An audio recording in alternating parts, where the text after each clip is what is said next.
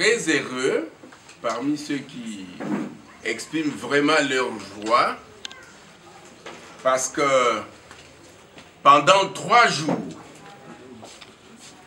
vous avez travaillé, vous avez échangé, vous avez réfléchi ensemble, vous avez pu formuler des propositions concrètes. J'ai compris que vous l'avez fait dans un esprit de responsabilité, de professionnalisme, mais aussi d'engagement. On doit savoir quelle étape il faut pouvoir parcourir et qui va être responsable et dans combien de temps et pour quelles raisons et pour atteindre quel objectif et qui va faire le suivi de ce qu'on va pouvoir. J'aime beaucoup ce qu'on appelle feuille de route.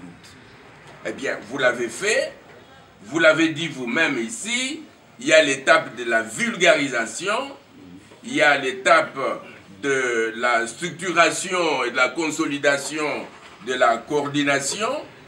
Vous avez parlé également de la personnalité juridique dont il faut pouvoir s'acquérir.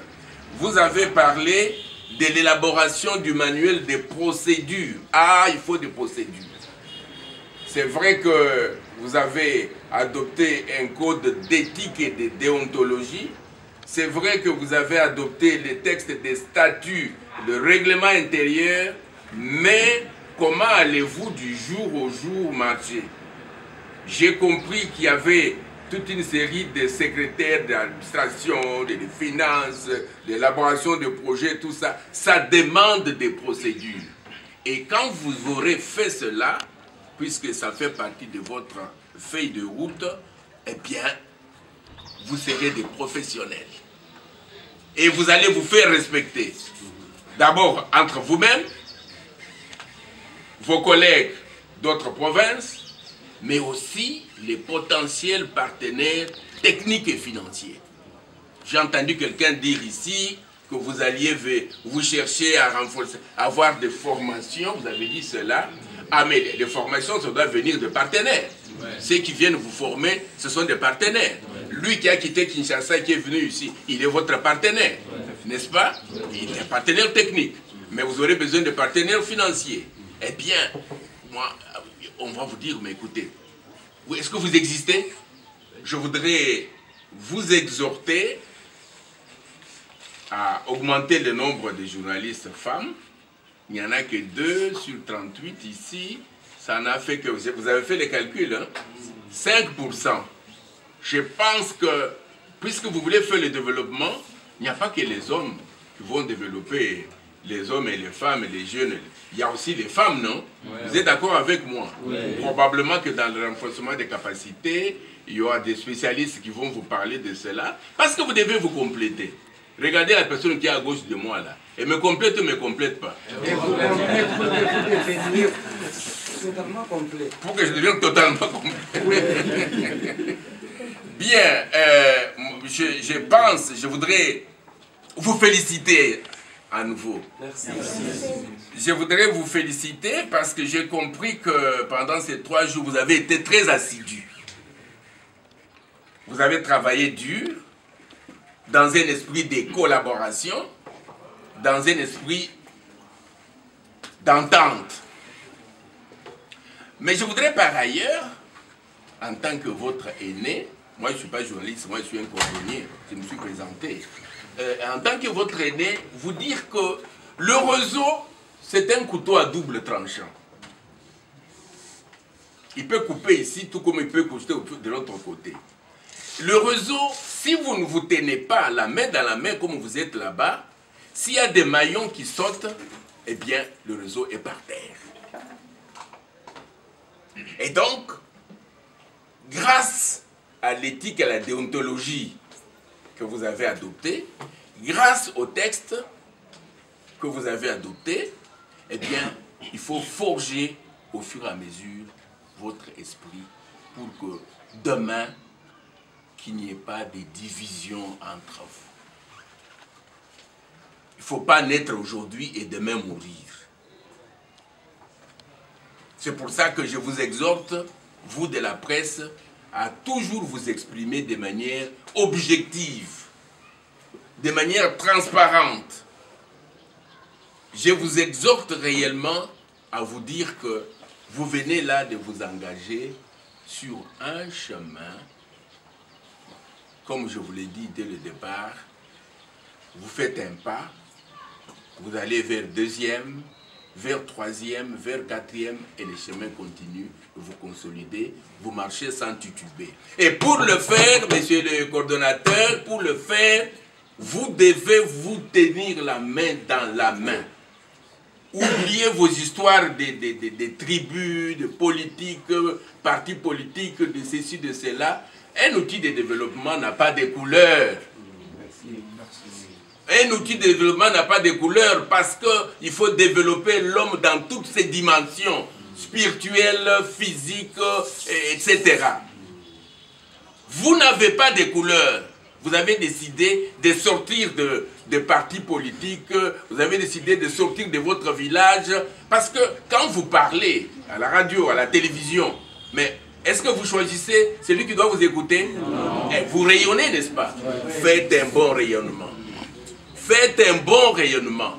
Pendant que vous parlez, pendant que vous concevez votre message, visez tout le monde. Visez la promotion de tout le monde. Malheureusement, je ne voudrais pas trop m'étendre là-dessus, la presse est aussi un couteau à double tranchant.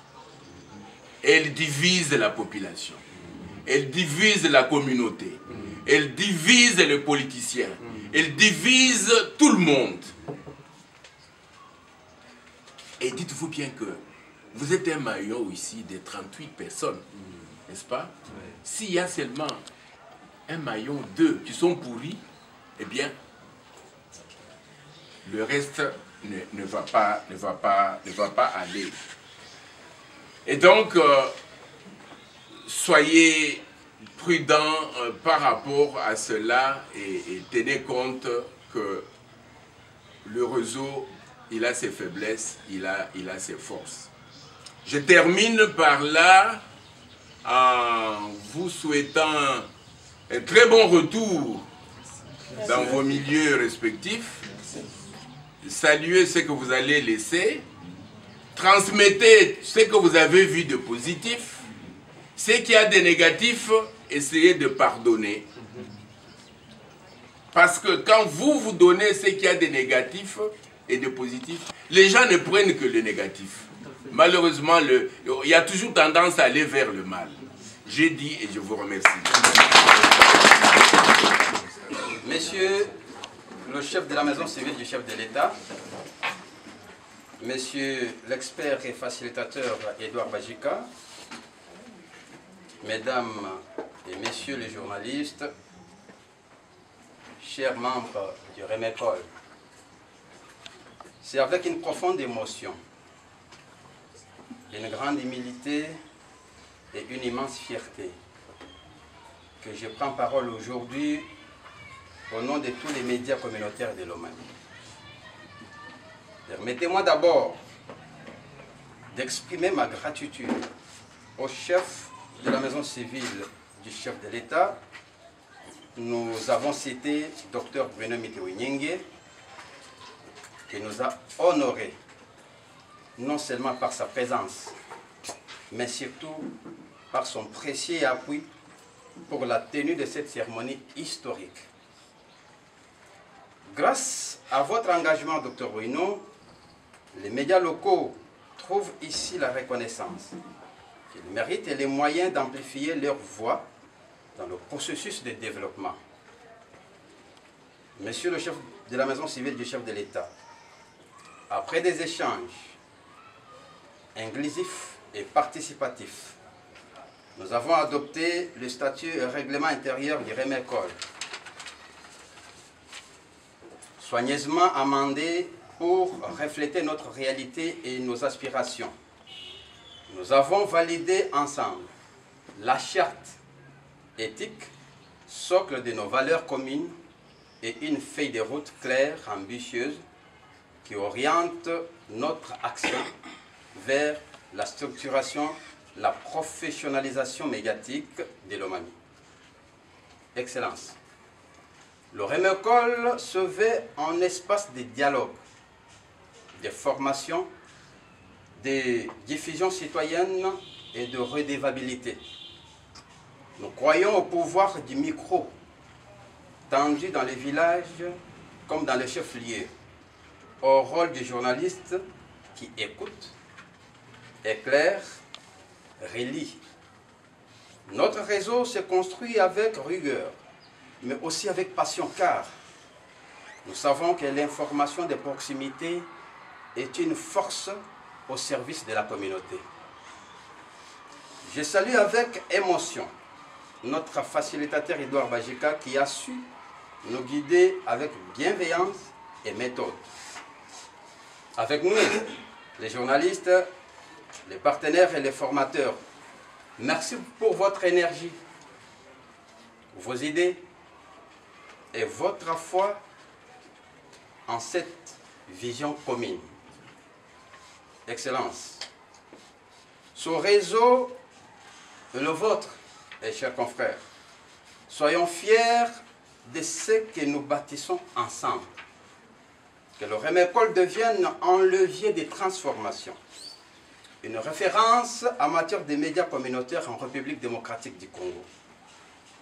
À ma qualité de coordonnateur, je m'engage à servir avec écoute, transparence et engagement. Que cette étape soit le début d'un long chemin de professionnalisme, de cohésion et de rayonnement. Que vive le chef de la maison civile du chef de l'État, notre président d'honneur. Que vive le Remecol, je le dis et je vous remercie.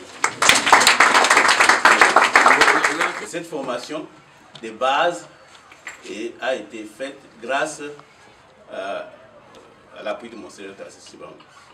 Et comme il l'a dit, nous avons développé des programmes de formation de professeurs de qualité.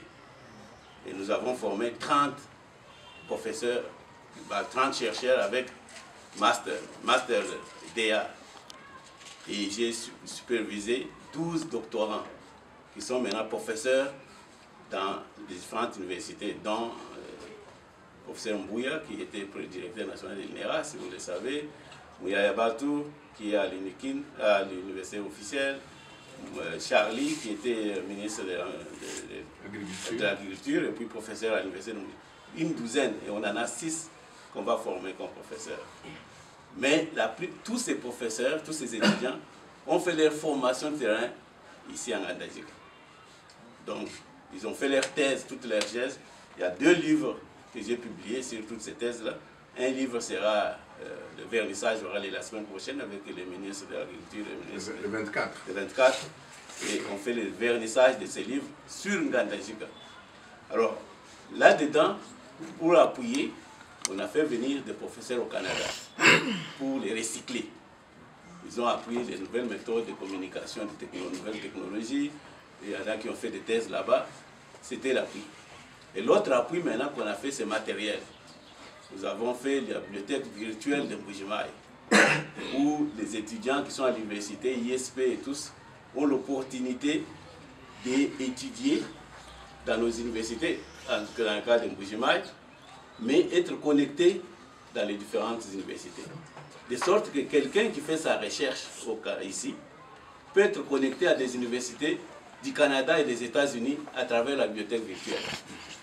Et de Kinshasa, la même chose. Les gens de la Caritas sont venus au Canada, et je crois que vous avez fait des séjours, on les a formés.